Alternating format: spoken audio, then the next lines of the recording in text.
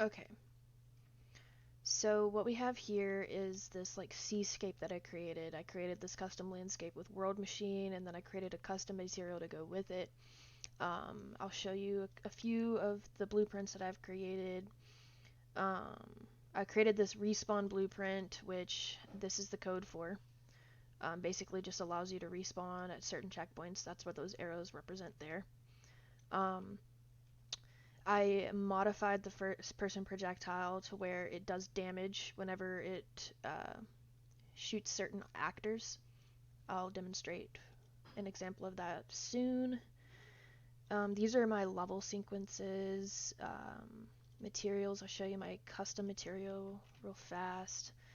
Kind of the same thing I did for that lab. I created functions just to make it a little bit cleaner with some macro variation, which basically gives it that texture, kind of reduces the tiling a lot to make it look a lot more sleek and just more natural.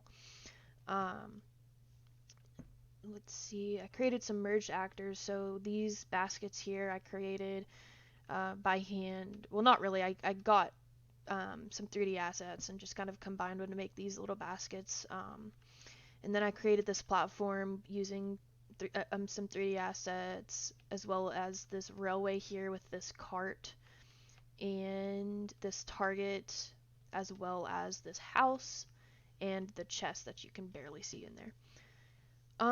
Let's see if there's anything else I need to cover before I actually play it.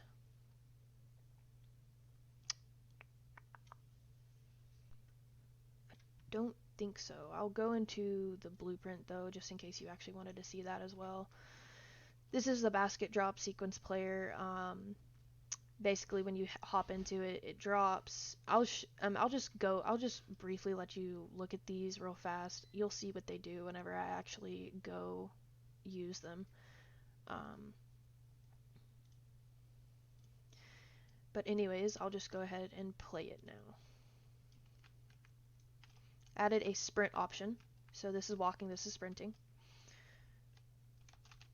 These rotate you all the way around if you just sit still, but I'm not gonna waste any more of your time. Try to speed through this as fast as possible. When you step in that basket, it brings you down here. So that's one of the compound animations. It was spinning and then it was rotating and then it transformed down to here. Now we have some bobbing barrels. They're rotating and moving up and down, so that's a complex animation. By the way, the water kills you. There's a kill volume underneath it. And like I said, when you die, you respawn at the nearest checkpoint. So each one of these platforms has a respawn point on them.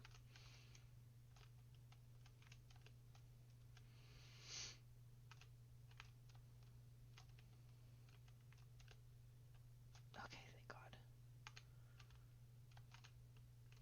Might get this first try, that would be nice. Okay, sweet. And then you come up here to this other platform, and I made it to where you have to actually use the cart. You can't just walk across the railway because it's going to have to bring you up. I animated it to where it actually goes up. So this is another one of those compound animations, and the use trigger brings you forward and then up.